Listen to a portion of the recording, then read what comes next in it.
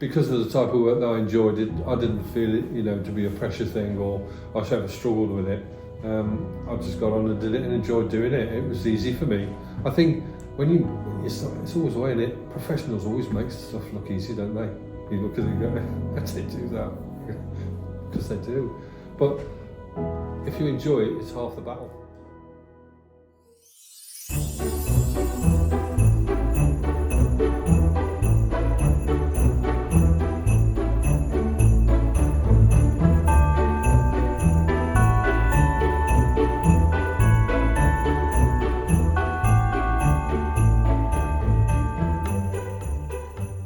Hello and welcome to this shorter version of episode 1 of Creative Careers, which features, of course, Paul Harris at We Spray Anything.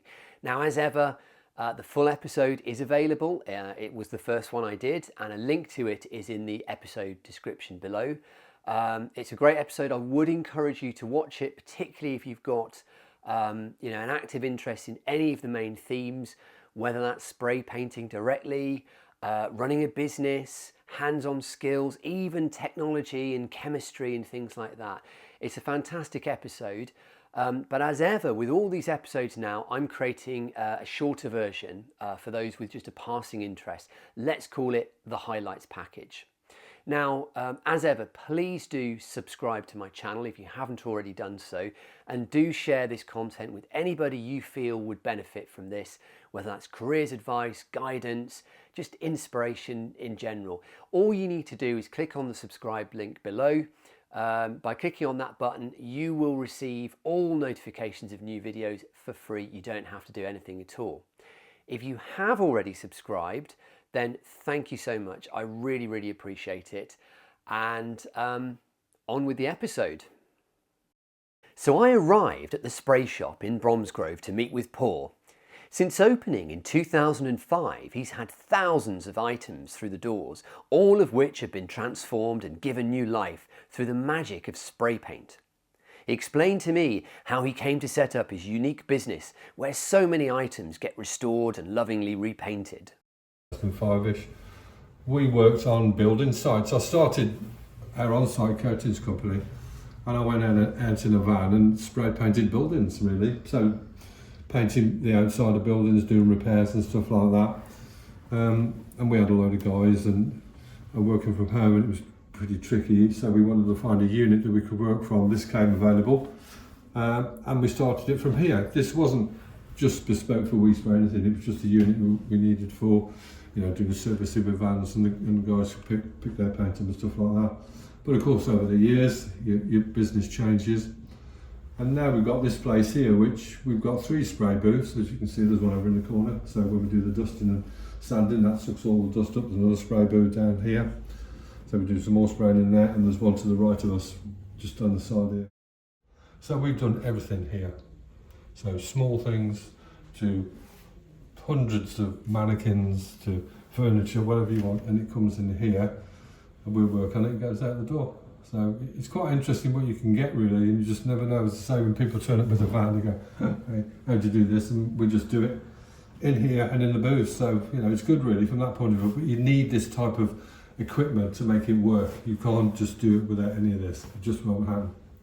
Feel of it as well as important, because you're taking things that are old and tired, and then you put the new finish on them for a new lease of life for somebody. So, it's a way of recycling anything that you've got in your home, really, whether it be metal, whether it be wood, glass, objet d'art, mannequin, anything really.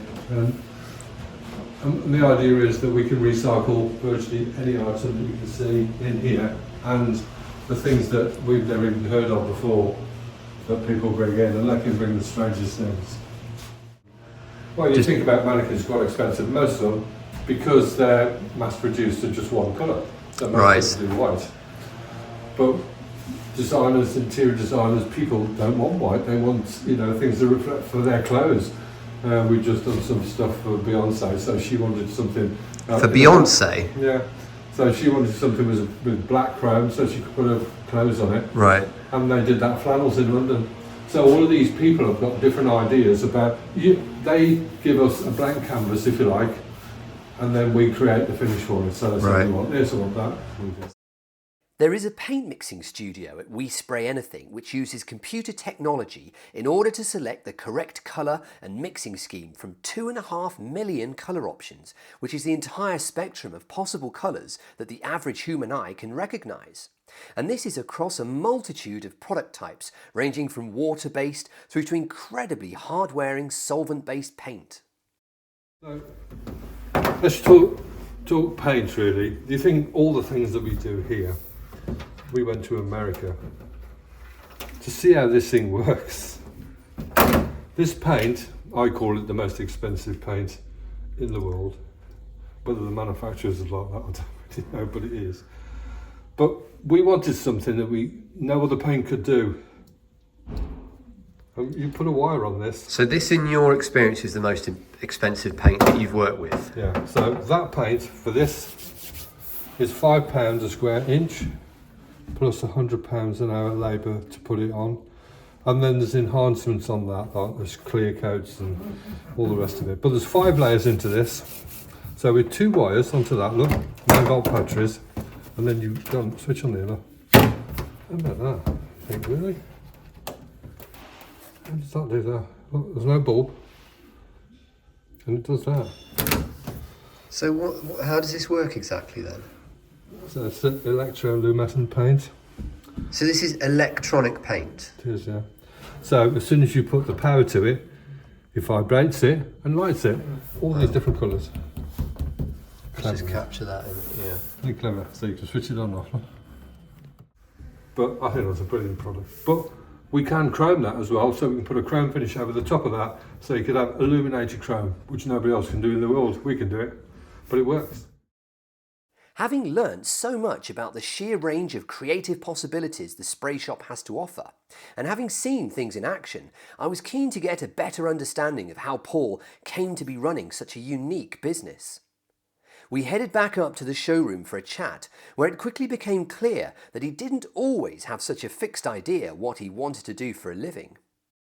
As a career. So what would you say was your favourite subject at school?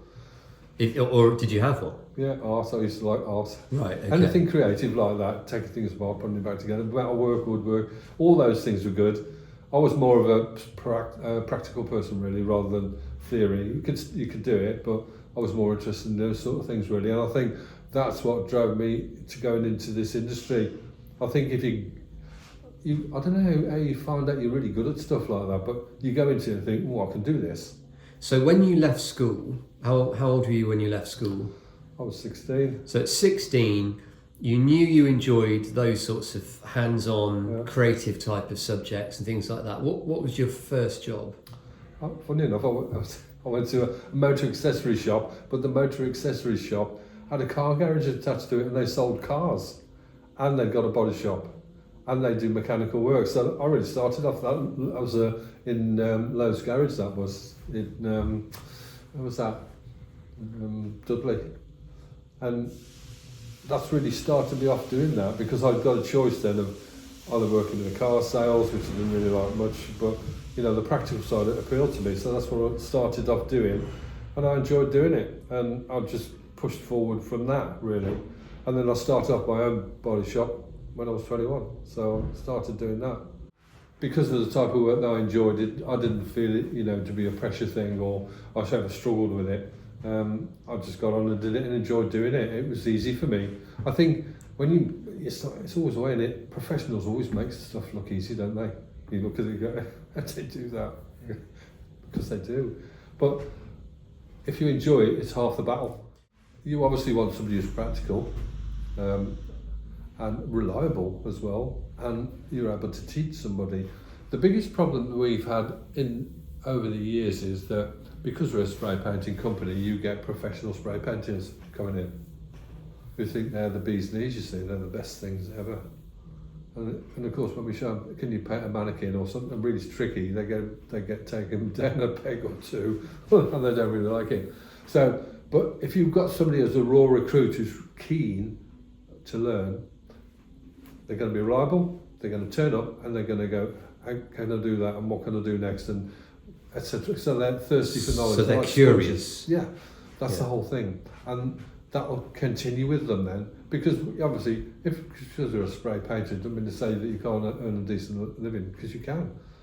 But we're trying to change the fact it's not just paint a car in blue, but you're doing all the kitchens, the furniture, you're being like an interior designer. So colours come into this as well, and numbers. So all of that, because when you mix paint, you have to add up with numbers, and you've got distract and 2 to 1, 3 to 1. So there's a lot going on with paint that people realise, really, to be fair. But this is where you can change people's concept of a car painter from when I started, that's what it was, just painting like a mini pink or green or yellow, or doing a repair on a wing or whatever, to what it is now. It's so far removed that cars now are getting very small now, because they're all plastic, they're electric, so you don't have to work on them. Whereas this side of it, it's massive, because the more people now want to get into the DIY and into the interest of how do you do that. And it's surprising, really. And this is where you can capture people's imagination so much more with this than you can with anything else. And you say, it is a specialist market. It is.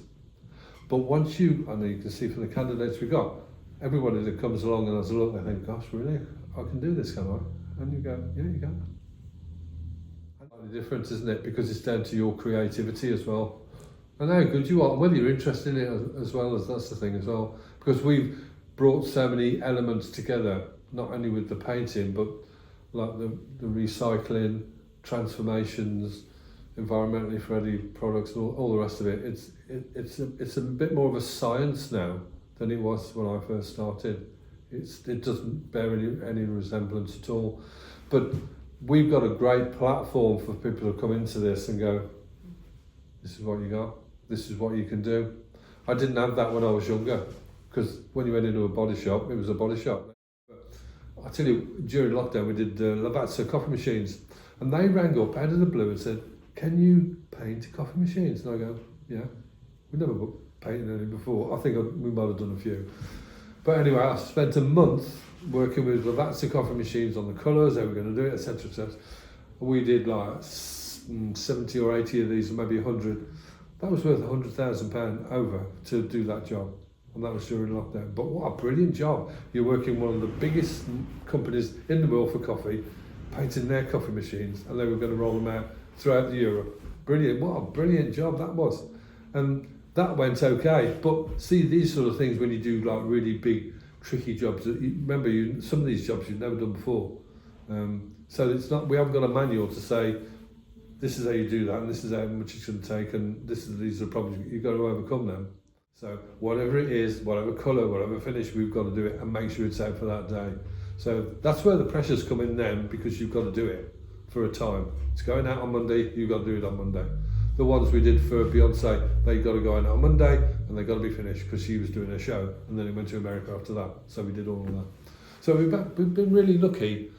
We've never had any real bad jobs at all. Just, you've got to think, you've got to know your craft. That's the thing. You've got to know what you can do. And knowing what you do helps so much, because you know that you can say, I can do this. Look at this table. I won't do that in a couple of days. That's fine. It's when you don't know, like the coffee machines. That's why I worked for a month with Lavazza, because I didn't really know what we were going to do. But that was brilliant, because we did all the work and the research for that over that month, and we did the job. It was brilliant. It was really good.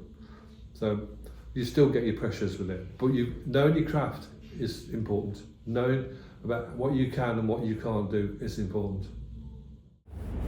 Paul has created a fantastically unique and creative environment in the spray shop. There's just so many things that paint technology and just a little bit of thought and passion have really helped to bring to life some of the things that you can see around here. It's clear that he had no idea what he wanted to do when he was younger. Paul's career has really been built on maximising opportunity, understanding his own potential, and it's a real lesson that with a bit of creativity and passion, you can form your own niche and become an expert in a field of your own making.